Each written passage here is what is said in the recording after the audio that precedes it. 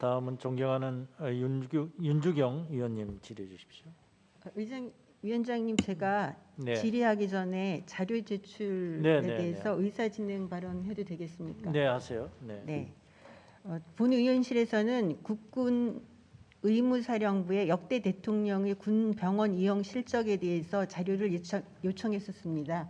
그랬는데 개인정보보호법과 의료법을 근거로 해서 제출하지 않았습니다. 이에 대해서 본 의원실은 특정인을 지정하지 않고 누군지 알 수 없도록 익명 처리해서 제출해 줄 것을 재요청하였습니다. 그래서 이번에는 본 자료는 대통령 기록물로 자료가 없다는 또 다른 변명을 하였습니다. 이에 본 의원실에서 본 의원은 저의 제1차 질의가 끝난 다음에 대면 보고해 줄 것을 요청드리고, 또 관련 자료가 진짜로 없을 경우에는 지금까지 이렇게 두 번이나 허위 사실을 이야기한 것에 대해서 징계를 요청드립니다. 예, 국민의힘 윤주경입니다. 장관님께 질의하겠습니다. PPT 띄워주세요. 장관님, 저 내용은 저희 의원실에서 어떤 질의를 했을 때 국방부의 답변일까요?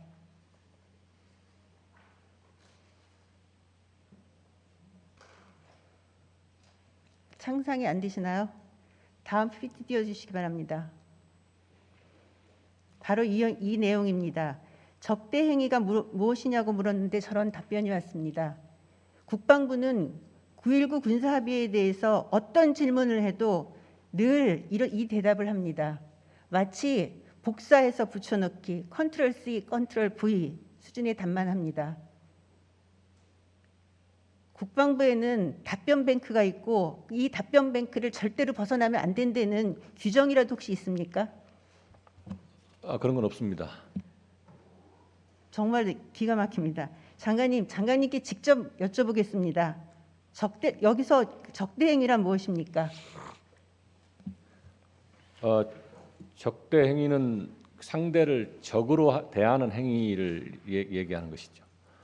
그러신가요? 네. 그렇다면은 북한이 이번에 헬스부 공무원을 피격한 이것은 적대 행위입니까, 아닙니까? 그건 좀 해석의 차이가 좀 있을 수 있는데, 이제 통상적으로 저기에서의 용어는 이제 군사적인 관점에서의 적대 행위라고 저희들은 해석을 하고 있었는데, 포괄적으로 크게 보면 적어도 적대 행위라고 볼 수도 있는 것입니다. 그리고 이번에 북한이 헬스부 공무원 피격을 한 것은 9.19 남북 군사합의의 위반입니까, 아닙니까? 이제 저런 게 정확하게 적시가 안 되어 있다고 해서 저희가 9.19 군사합의에 이제 조항에 들어있냐 안 들어있냐 이렇게 지난번에 해서 답변을 드린 거고, 제가 분명히 말씀드렸던 거는 정신에 분명히 위배된다 이렇게 얘기를 드렸었습니다. 네? 정신에 위배된다. 9.19 군사합의 위반은 아닌데 정신에 위반된다. 그 말씀을 저는 들으면은 이런 생각이 듭니다. 장관님께서 생각하시는 9.19 군사합의 위반이라는 것은 군사적 긴장과 군사적 충돌이 일어나야만 적대 행위가 발생한 것이고 비로소 9.19 군사합의 위반이라고 이해하시는 것 같습니다. 이런 기준이라면은 9.19 군사합의 위반이라고 할 수 없을 것입니다. 북한이 우리 국민에게 총을 쏘고 시신을 불태우고 그 시신이 서해를 떠돌아도 북한의 눈치를 보느라고 국방부가 발표한 것조차도 지키지 못하는데 어떻게 군사적 긴장이 있을 수 있고 군사적 충돌이 일어날 수 있겠습니까? 9.19 군사합의 위반은 절대로 있을 수 없는 것이지도 이렇게 되더라도 전 정말 유감스럽습니다.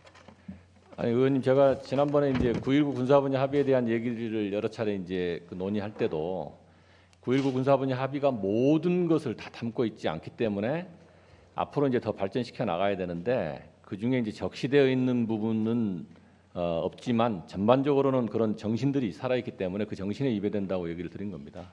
너무 애매하지 않습니까? 국민의 생명조차 못 지켜주는 그 정신은 또 무엇입니까? 이거는 말장난에 지나지 않다고 생각합니다. 장관님, 국방이란 무엇입니까?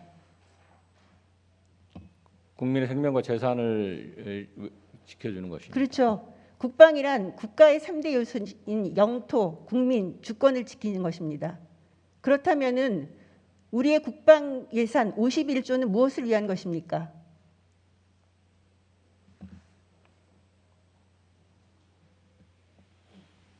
그러한 걸 지키는 것에 그죠. 사용하는 영토와 예산입니다.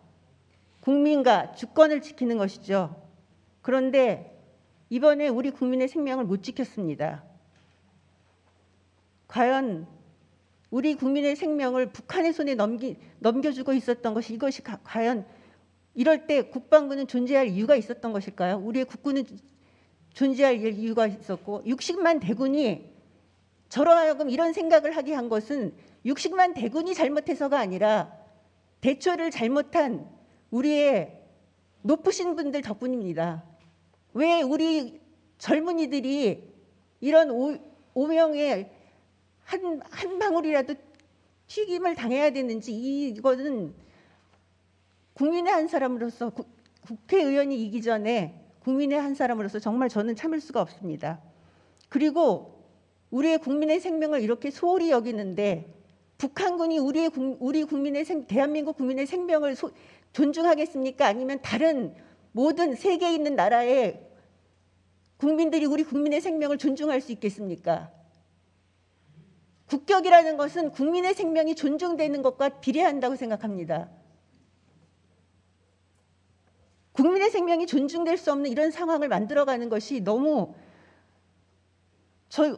사실은 언성 높이지 않고 싶고 정말 차분하게 얘기하고 싶었는데 얘기를 하다 보니까 너무 제가 튀어가는데 너무 속상합니다. 이런 사실이. 그리고 한간에는 국가가 나를 지켜주기를 바라지 말고 이제는 내 자신이 나를 지켜야 된다. 대한민국은 이제 총기 사용을 하는 것도 허가해야 된다. 이런 말까지 하시는 분들이 있습니다. 이번 사건으로 이런 많은 논란들을 만들어낸 것이 과연 국방의 마지막 목표입니까? 제가 장관님도 그렇고 40년의 군생활까지 하시면서 지금 이 자리까지 올라오신 원동력이 무엇이라고 생각하십니까?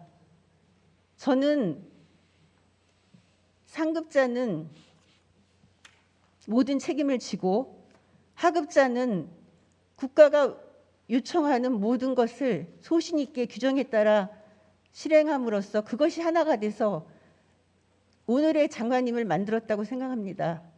그것을 잊지 마시고요.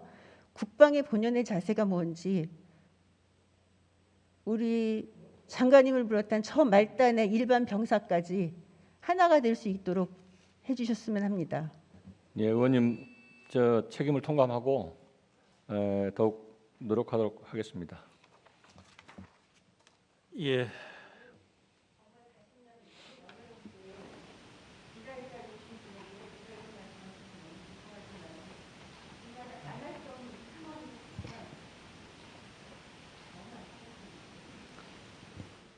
예, 수고하셨습니다.